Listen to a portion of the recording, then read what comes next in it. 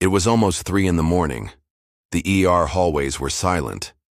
Too silent, the kind of silence that weighs on your chest and makes the air itself feel heavy. I was exhausted, barely standing after another endless night shift, when I saw him walk in. He wasn't an ordinary patient. His very presence seemed to shift the atmosphere, as if something else had come in with him. His name was Samuel, and that night he would show me that inside a hospital, life and death are not the only things that linger between the walls. I'm a doctor, and here I share real stories.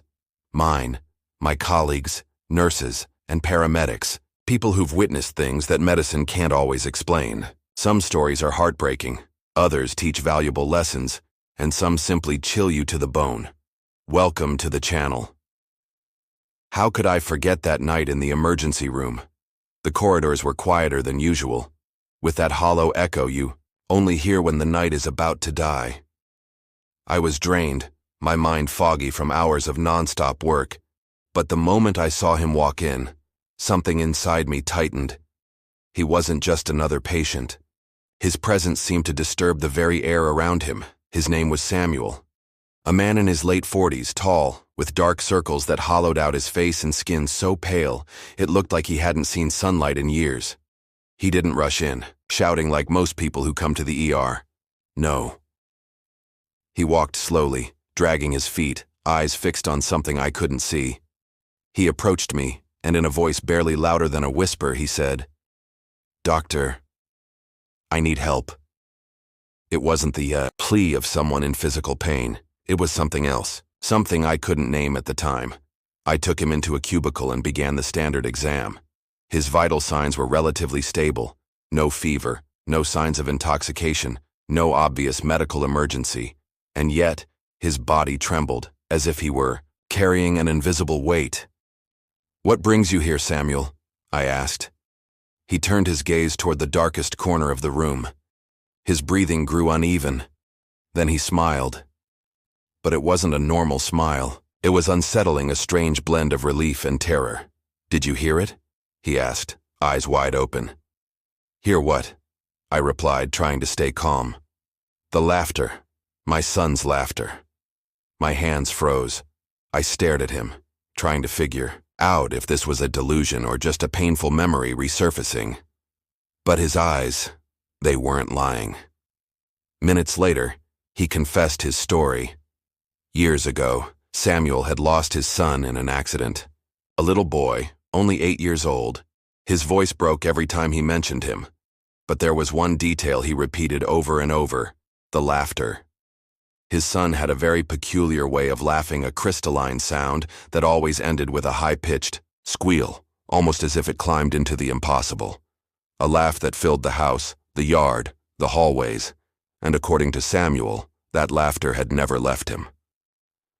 "I hear it every night, doctor," he said, gripping his knees with both hands. "It doesn't matter where I am, sometimes in the bathroom, sometimes while I drive, even at work. And it's not just that." He paused, breathing deeply, as if afraid his words might summon something else. "I can smell it too. That damn scent of fresh grass, like when he used to play in the yard, coming back with his hair full of dirt and clippings. I'd hug him, and that smell would rise around me. Something I once ignored now stabbed straight through my heart. A chill ran down my spine. It wasn't the first time I'd heard of hallucinations after a loss. Grief can be cruel. Memories can become obsessions. But with Samuel, there was something different. His tone wasn't resignation. It was the voice of a man who no longer knew the line between this world and another. He told me things had gotten worse over the past months. The laughter was louder, more insistent. The smell followed him, clinging to his clothes, his hands, his bed. And the most disturbing part, he had started to see small figures running through his house. Shadows that stopped at his son's closed bedroom door, as if inviting him to step inside. "Doctor," he whispered through tears, "I know he's dead. I know. I buried him myself. But he's still here. And I think he wants me to join him." As we spoke, something strange happened in the room. The heart monitor connected to another patient began to beep erratically, like a sudden electrical interference. The sound filled the space, and in that exact instant, I heard it. Just for a second, a fleeting echo. A child's laughter. Distant, but unmistakable. And the most disturbing part, it ended with that high-pitched squeal, exactly as Samuel had described. I froze, looked around. None of the nurses seemed to notice. It was just me and Samuel. He smiled again, a broken smile, heavy with relief. You see? I'm not crazy. He's here. The air grew heavy, almost unbreathable. The lights flickered with a faint yellow glow and a smell crept in. Not strong, but familiar. Wet grass. Samuel started shaking, sweating cold. I rushed to check on him, but suddenly his body stiffened, as if struck by an unseen current. His eyes rolled back and he began to seize. I shouted for help. A nurse rushed in and we prepared the crash cart. We strapped him down, gave him oxygen, started emergency measures. But in the chaos, Samuel screamed between convulsions, "Wait for me, Dad's coming, don't run so fast." It was heartbreaking, the desperate cry of a father chasing his child, and then silence. His body went still. The heart monitor drew a straight line. Samuel was gone. We declared him dead at 3:17 a.m. The monitor gave one last metallic, drawn-out tone before fading into cruel silence. But it wasn't the usual silence of a hospital night. No. This one was thicker, heavier, pressing into my ears until they hurt. I took a deep breath, trying to compose myself. I'd seen plenty of deaths before, but this moment felt different, as if the room itself had changed, and then it happened. At first, just a faint shift in the air, a damp breeze carrying a familiar scent. Within seconds it grew overwhelming, twisting my stomach. Freshly cut grass, sharp, undeniable. It couldn't be coming from outside. The windows were shut, the doors sealed. It was as if someone had scattered wet clippings all over the room. My palms grew cold. My stethoscope felt heavier around my neck. I told myself it was exhaustion, a trick of the mind from stress and lack of sleep. But then, I heard it again. The laughter. High, innocent, bursting with life, a child's laughter that had no place in that sterile room of white walls and dying bodies. And at the end, that same piercing squeal, bouncing off the walls, multiplying into an echo I couldn't escape. My lungs burned. I stood frozen, eyes locked on Samuel's lifeless body. I knew there was no one else in the room. I could see that clearly, and yet, I wasn't alone.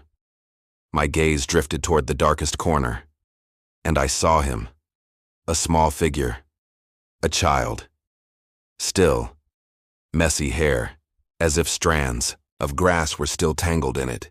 His head tilted slightly, almost curious, almost innocent, watching me. I swallowed hard, unable to move a single muscle. I blinked, and in that blink, he was gone. The corner was empty again. But the smell of grass lingered, and in the dead silence of the night, I still heard it. Far away. That impossible laughter, breaking the calm like a memory that refused to die. From that night on, nothing was ever the same. I could tell myself it was all in my head, that I was exhausted, that Samuel's grief had pulled me into his nightmare. But that would be a lie.